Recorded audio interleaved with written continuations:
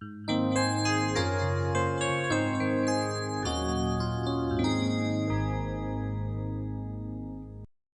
تنسوا الإعجاب بالفيديو والاشتراك في القناة تشجيعا لنا لنستمر بنشر المزيد إن شاء الله.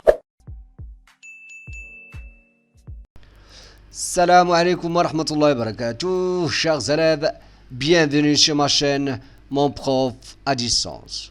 Dans cette première partie de notre leçon continuité d'une fonction numérique, et pour bien démarrer, on va voir dans le premier paragraphe limite d'une fonction à partir d'un rappel de la page 16. Donc voici les exercices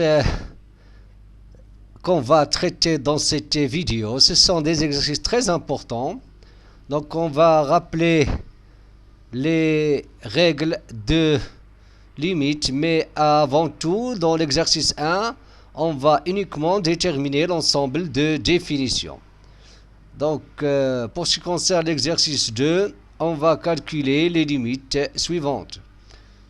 L'exercice 3, ce sont des fonctions spéciales, ce sont des fonctions trigonométriques. On va rappeler aussi les règles de limite sur les fonctions trigonométriques. Et finalement, dans l'exercice 4, on va voir la fonction, une fonction numérique définie, ou bien définie par partie. Donc, j'espère que vous allez faire un effort. Donc ça se trouve dans l'exercice, dans la page 16 de notre manuel Al-Moufid en mathématiques. J'espère que vous allez faire un effort avant de voir la solution de ces exercices-là. Alors, bon courage et on continuera après. Donc, on va commencer par l'exercice 1, déterminer l'ensemble de définitions de la fonction f dans chacun des cas suivants.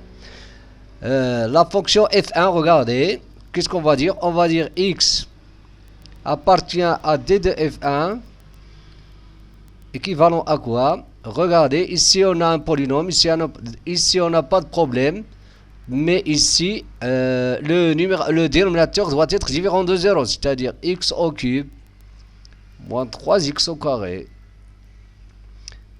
plus 2x doit être différent de 0. Ici, on aura différent de 0, équivalent à x. Je vais factoriser, regardez, x au carré moins 3x plus 2 différent de 0. Donc ici, le produit de deux facteurs, on va dire x doit être différent de 0 et en même temps, x au carré moins 3x plus 2 est différent de 0. Ici encore, vous allez constater que ça c'est un trinôme. Donc je ne vais pas utiliser delta, regardez, je vais utiliser une technique très importante. Équivalent à x différent de 0 et regardez ce que je vais faire ici. X moins 2x plus 1 moins, regardez, moins, il reste moins x pour avoir moins 3x, donc moins x plus 1, je vais écrire moins x moins 1, différent de 0. Donc ça c'est l'identité remarquable. On aura x différent de 0 et x moins 1 au carré moins x moins 1 différent de 0. Maintenant, je vais factoriser par x moins 1, x différent de 0, et x moins 1, facteur de x moins 1, moins 1, différent de 0. Donc, ça c'est un produit aussi, donc celui-là doit être différent de 0, et celui-là aussi. Ici, on aura, par exemple, ici on aura x. Donc, x moins 1 facteur de quoi? X moins 1 moins 1. Donc, ici, on aura x moins 2. Donc, on aura, enfin, on aura x différent de 0. Donc, quoi encore?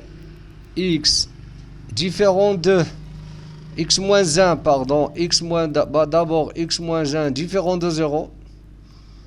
quoi encore? X moins 2 différent de 0. Et X moins 2. Donc, regardez, donc, et X moins 2 différent de 0. D'où, donc, on aura X différent de 0, X différent de 1, X différent de 2. Donc, regardez, donc, finalement, D de F1, c'est R moins quoi? 0, moins 1 et 1. Et 2. Pardon. Voilà l'ensemble de définitions. On passe à la question suivante. Pour ce qui concerne la fonction f2, la même chose, on va écrire x appartient à d de f2. Équivalent, regardez ici. Ici, on doit avoir 1 moins 2x doit être supérieur ou égal à 0. Et x au carré, regardez, moins 2x moins 8 doit être différent de 0. Regardez ici, donc ici on aura équivalent à 1 et équivalent à 1 supérieur à 2x. Et regardez, je vais utiliser la même technique, x au carré moins 2x. Qu'est-ce qui manque pour avoir une identité? Plus 1 moins 9. Donc voilà notre identité.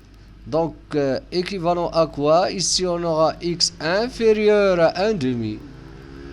Quoi encore? Ici on aura x moins 1 au carré moins 9. Moins 9 différent de 0. Ici on a l'identité remarquable 3 au carré. Donc équivalent quoi? À x inférieur à 1 demi. Et ici, on va écrire x moins 1, moins 3, facteur de moins 1, facteur de x moins 1, plus 3, et différent de 0. Équivalent à quoi? À x doit être inférieur à 1 demi. Donc x est x moins 4, facteur de x plus 2, différent de 0. Donc, équivalent à quoi? X inférieur à 1 demi et x moins 4 doit être différent de 0 et x plus 2 différent de 0. Donc, ici, on aura x différent de 4. Donc, équivalent à quoi? X doit être inférieur à 1 demi. Et quoi encore? Et x doit être différent de 4. Quoi encore? Et x différent de moins 2. De moins 2. Donc, regardez. X doit être, donc x, regardez, donc par intuition, qu'est-ce qu'on a? Donc voilà un 0, voilà un demi, un demi. Donc x doit être inférieur à un demi, et il doit être différent de 4, et différent de moins 2. Moins 2, il est là. Donc qu'est-ce qu'on va écrire? Donc équivalent à quoi? C'est l'intervalle moins l'infini moins 2, union, moins 2, 1 demi. Voilà, x appartient à ici, c'est-à-dire voilà d de f2. Donc, d de f2, c'est moins l'infini moins 2, union, moins 2, 1 demi. On passe à f3. Donc, pour ce qui concerne F3, donc il faut donc voir quand est-ce qu'on a, donc il faut résoudre cette inéquation. 2x plus 3 sur 5 moins x doit être supérieur ou égal à 0. Donc il suffit de résoudre cette équation-là parce que la racine d'une fonction, il il n'est défini que si cette fonction-là est positive.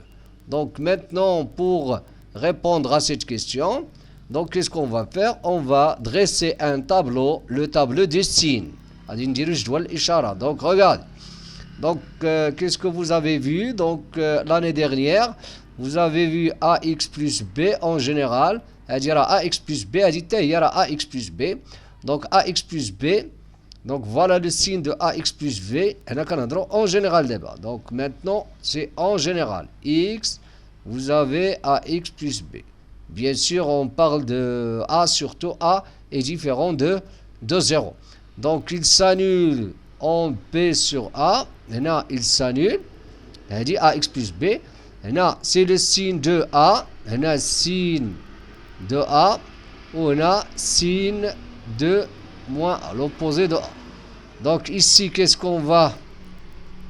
C'est ça ce qu'on va utiliser ici. Donc pour dresser ce tableau-là, donc on va déterminer le signe du numérateur et du dénominateur d'abord. Donc on a x, donc on aura ici c'est moins l'infini, ici c'est plus l'infini. Donc ici on aura par exemple 2x plus 3. Donc on a 5 moins x. Donc faites attention, ici A c'est 2 et ici A c'est quoi? A c'est moins 1. Donc faites attention. Donc ici, ça il va s'annuler à moins 3 sur 2. Ici, il va s'annuler 5. Donc 5. Donc en 5. Donc on a dit moins 3 sur 2. On aura 5. Donc ça, il va s'annuler ici. Et celle-là, il va s'annuler en 5. Ici, on va mettre des traits comme ça. Regardez, 2x plus 3, qu'est-ce qu'on a dit? À droite de moins 3 sur 2, on aura le signe de A, c'est-à-dire positif. Lorsque x est supérieur à moins 3 sur 2, là, il est négatif. Ici, regardez, donc à droite, le signe de A c'est moins, donc moins, on a plus. Ici, qu'est-ce qu'on aura? On aura le signe de... Donc, on va déterminer le signe du quotient. Donc, 2x plus 3 sur 5 moins x. Qu'est-ce qu'on a maintenant? Regardez. 0 sur quelque chose, ça va donner 0. Et 5 sur quelque chose, c'est indéterminé. Donc, regardez. Moins sur plus, ça va donner moins. Plus. Ici, c'est moins. Qu'est-ce qu'on cherche, nous? On cherche quand est-ce que cette fonction-là, donc on va dire d'après le tableau de signes, d'après ce tableau-là, qu'est-ce qu'on va dire? X appartient à D2F3, équivalent à quoi? Équivalent à X appartient à quel intervalle? Regardez, qu'est-ce qu'on cherche? On cherche d'avoir cette fonction-là est positive. Donc ici n'est pas défini, donc x appartient à quel intervalle? Moins 3 sur 2, quoi encore, et 5. Pardon, ici c'est 0, donc il est défini. Il n'est pas défini en 5. Vous allez constater, ici on aura 0. On aura dit qu'on a 0, donc voilà. Et ici, en 5, on a 5, il n'est pas défini. Donc voilà, donc c'est-à-dire D2F3. C'est quoi? C'est l'intervalle, ouais, moins 3 sur 2 et 5, tout simplement. Bon, maintenant, regardez, on va passer à F4. Donc, faites attention ici, F4.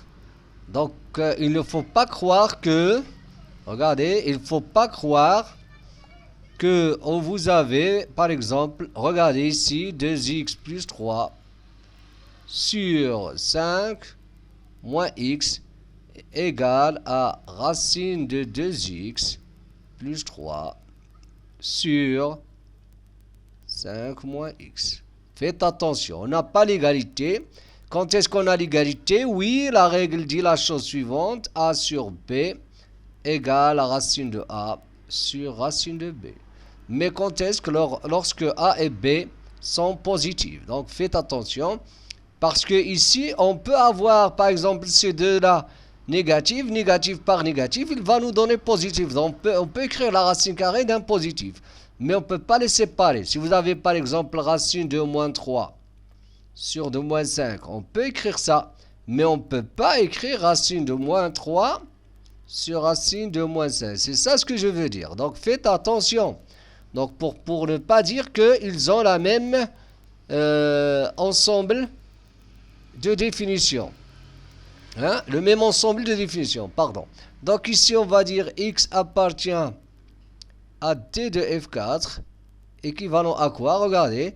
Donc ici je vais séparer. Je vais dire, pour ce qui concerne le numérateur, il doit être positif. Voilà la condition.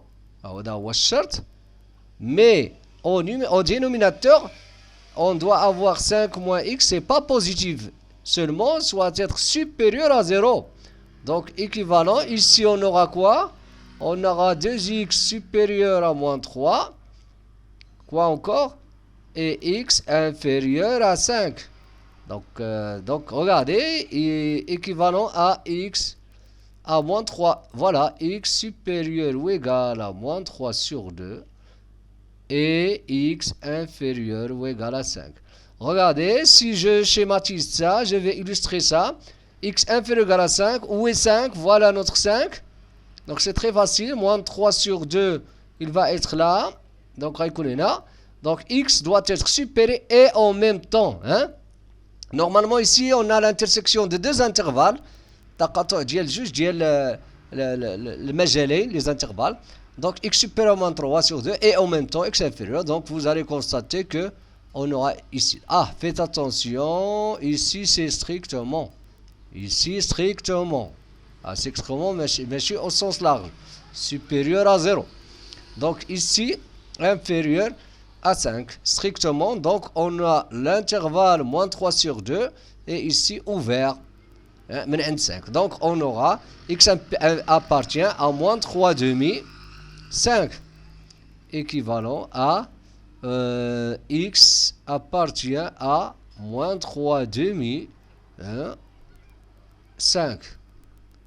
Donc équivalent à voilà, c'est ça. Donc voilà l'ensemble de définitions.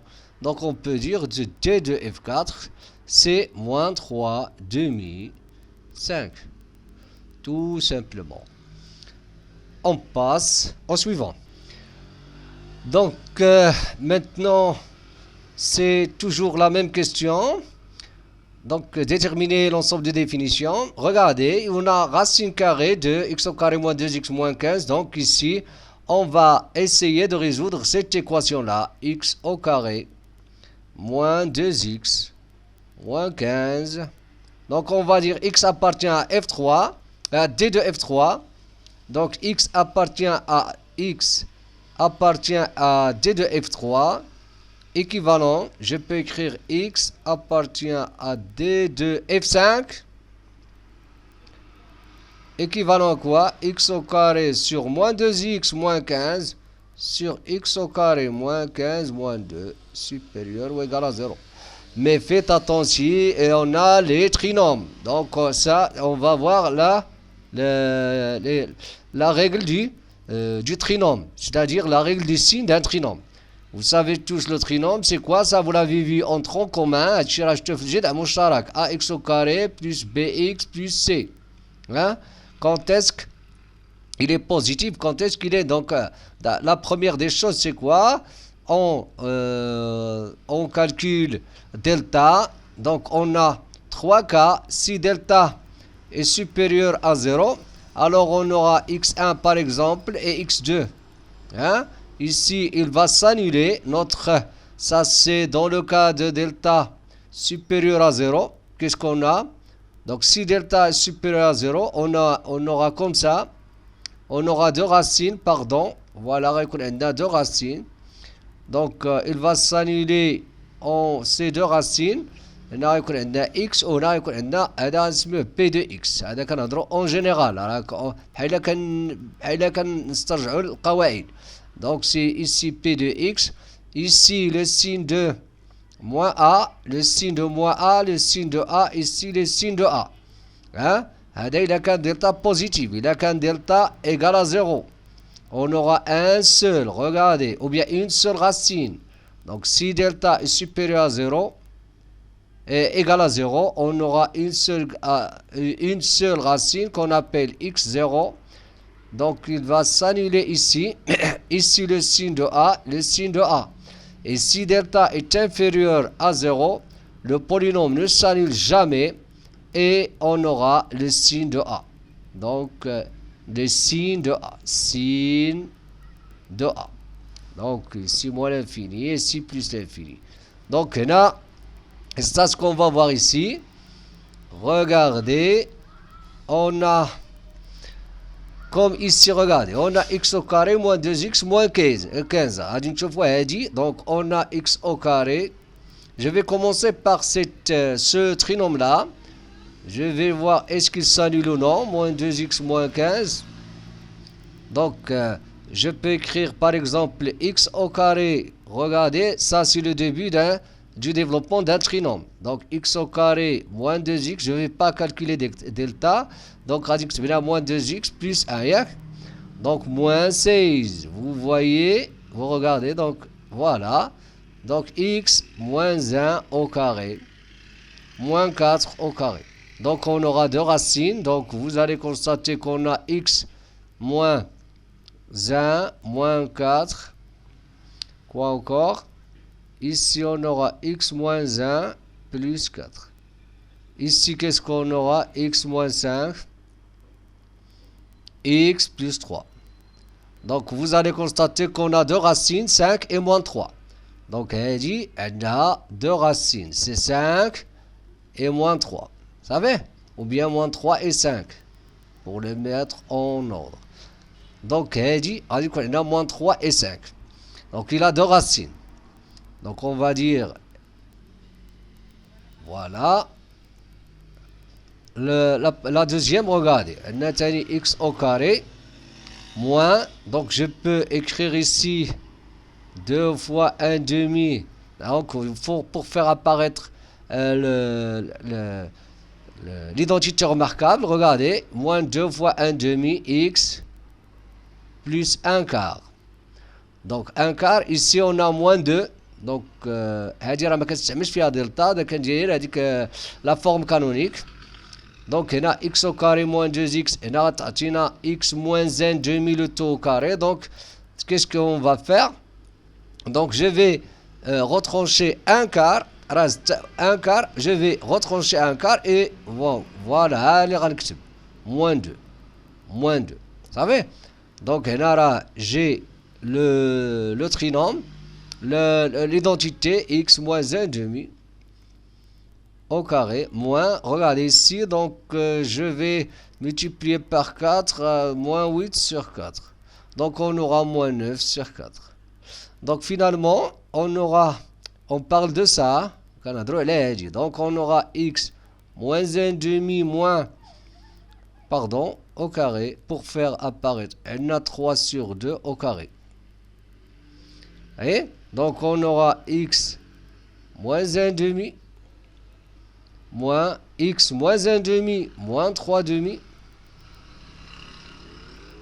On factorise, donc on peut la factoriser. X moins 1 demi plus 3 demi. Donc on aura x moins 4 sur 2, c'est-à-dire moins 2. Plus 2 sur 2, c'est 1. Donc, x plus 1. Donc, regardez, on a factorisé. Donc, sous cette forme. Donc, qu'est-ce qu'on a? On peut utiliser delta. Donc, delta supérieur à 0. x1 égale x2. Donc, mais je peux utiliser aussi cette méthode-là. Donc, ici, on aura deux racines, moins 1 et 2. Donc, on a moins 1 et 2. Donc, la deuxième, le deuxième trinôme, c'est moins 1 et 2. Moins 1, il s'annule au moins 1 et 2. Donc, qu'est-ce qu'on va faire maintenant? Comme tout à l'heure, donc, on va dresser un tableau. Voilà, x moins l'infini, on a plus l'infini. Donc, moins 1. On dit moins 1, moins 3, 2, 5. Donc, on accepte moins 3, moins 1, Donc 2 et quoi encore? 2 et 5. Ici, qu'est-ce qu'on a? Moins 1 et 2. Qu'est-ce qui s'annule au moins 1? Donc, qui est au dénominateur. Donc, on va écrire x au carré moins 2x moins 15. Qu'est-ce qu'on a dit? Il s'annule au moins 3 et 5. Il s'annule ici. Donc, quoi encore? Quoi encore? Et 5. Il s'annule. Faites les deux. On a des pointillés. Donc, entre les racines, le signe de quoi? Le signe de moins a, donc on a l'opposé de a, donc on a moins, on a moins. On a plus, on a plus. Moins 1, 2. Moins 1, 2. Ici, voilà, x au carré moins x moins 2. Il s'annule en moins 1 et 2. Donc, je vais écrire, voilà, 0, 0. Donc, il s'annule en moins 1 et 2. Donc, on a un trait, voilà. Moins 1 et 2, regardez. Donc, entre moins 1 et 2, le signe de moins a, moins, plus, plus, plus, plus. Donc, le quotient, kharij, donc, qu'est-ce qu'on aura? À dire g de x, voilà, g de x c'est ça, il y a la fonction. f5, c'est racine carrée de g de x. Donc, on aura plus, moins, pardon, 0 sur quelque chose, ça va donner 0. Quelque chose sur 0, c'est indéterminé. Moins sur moins, ça va donner plus. 2 sur 0, indéfini. 0 sur quelque chose qui est différent de 0, ça va donner 0. On a un moins, on a plus. Qu'est-ce qu'on cherche? On cherche cette fonction-là, ce rapport-là, ou bien ce quotient-là, positif. Donc, moins l'infini, moins 3. Donc, d'après le tableau, x appartient à quoi? À d de f5 équivalent à quoi? À x appartient à quoi? Moins l'infini, voilà, moins l'infini toujours ouvert, l'intervalle, moins l'infini jusqu'à moins 3 fermé, car on a ici égal à 0, au moins 3, parce que qu'est-ce qu'on cherche? Ou égal à 0. Donc, fermé, union. Quoi encore? Regardez, ici, en moins 1, il n'est pas défini. En 2, il n'est pas défini. Mais on va écrire moins 1 ouvert. Moins 2 ouvert aussi. Union. Ici encore, regardez, 5. Voilà, fermé. Donc, parce que ici, on a en 5 et on a égal à 0. Donc, union 5 plus l'infini. Tout simplement. Maintenant, on passe à la fonction f6. Donc, pour ce qui concerne f6, le problème c'est ici uniquement. Donc, on va dire que x appartient à d de f6. Qu'est-ce que ça veut dire? Équivalent à x au carré moins x plus 3 est supérieur à 0. Ici, je peux utiliser par exemple delta, si vous voulez. Donc, je peux dire delta, c'est quoi? De ce trinôme-là. Delta, c'est b au carré moins 4ac. Donc, c'est, si vous voulez, moins 1 au carré, c'est 1. Moins 4 fois ac. Fois 1, je peux dire 1 au carré. Donc, 4 fois 1 fois 3. Donc, c'est quoi? C'est 1 moins 12. Égal à moins 11, pardon, inférieur à 0. Et si on a delta à 0, qu'est-ce qu'on dit? On dit que, donc x au carré, donc ce trinôme-là, son signe, c'est le signe de a. Donc, il est toujours positif. Donc x au carré moins x plus 3 est supérieur à 0, quel que soit x appartient à R. Donc, d de f6, d'où, donc on peut dire d'où d de f6 est égal à R. Donc, elle est toujours définie. Maintenant, on passe à f7. Pour ce qui concerne la fonction sinus, pas de problème, il est toujours défini sur R. Donc, on va avoir le numérateur. Donc, regardez, on va dire x appartient à d de f f7 équivalent à quoi? Équivalent à 5 moins, pardon, valeur absolue de x moins 2, regardez bien, est différent de 0. Donc le numérateur doit être différent de 0. Équivalent à quoi? À x moins 2, valeur absolue est différent de 5. Et pour qu'un nombre, vous savez tous qu'un nombre, valeur absolue de a, par exemple, ou bien valeur absolue de x égale à b, ou bien à a, bien sûr lorsque a est positif. Donc qu'est-ce que ça veut dire? Ça veut dire x égale à a ou bien moins a. Donc on va dire ici, lorsque on a valeur absolue de x moins 2 différent de 5, équivalent à x moins 2 différent de 5, et encore x moins 2 doit être différent de moins 5. Donc pour avoir la valeur absolue d'un nombre différent de 5, donc ce nombre-là doit être différent de 5 et de moins 5. Pourquoi? Parce que le nombre dont la valeur absolue est 5, c'est 5 et moins 5. Donc x moins 2, donc x moins 2 différent de 5, ça veut dire que x est différent de 5 plus 2. Donc si vous voulez, c'est différent de 7. X moins 2 différent de moins 5, ça veut dire que x est différent de moins 5 plus 2, c'est est différent de moins 3. Équivalent à x appartient à quoi? R. Donc moins quoi? Moins 3 et 7. Donc voici notre D de f. Voilà, D de f7, c'est l'ensemble R exclu de, ou bien, privé de moins 3 et 7. Donc la dernière question c'est quoi? La dernière question f8, regardez, donc on va dire x appartient à D de f8. Qu'est-ce que ça veut dire? Donc le problème se pose au dénominateur. Donc il faut avoir la valeur absolue de x moins 2 doit être supérieure strictement à 0. Qu'est-ce que ça veut dire? Ça veut dire que valeur absolue de x est supérieure à 2. Et on a vu en tronc commun, la valeur absolue de x est supérieure à r. R est un nombre positif. Qu'est-ce que ça veut dire? Ça veut dire que x est inférieur à moins r ou x est supérieur à r. Donc ça, c'est la règle que vous avez vue au tronc commun. Donc ici, équivalent à quoi? X est inférieur à moins 2 ou x est supérieur à 2. Qu'est-ce que ça veut dire encore? Que x appartient à quel intervalle?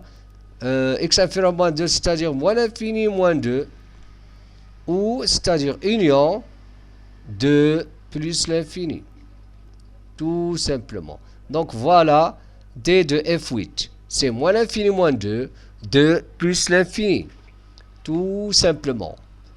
Et à la prochaine vidéo. Dans la prochaine vidéo, c'est-à-dire la partie 2 de notre leçon continuité d'une fonction numérique, on va continuer la correction des exercices de la page 16. Si vous n'êtes pas encore abonné, abonnez-vous pour recevoir les prochaines vidéos. Et à très bientôt.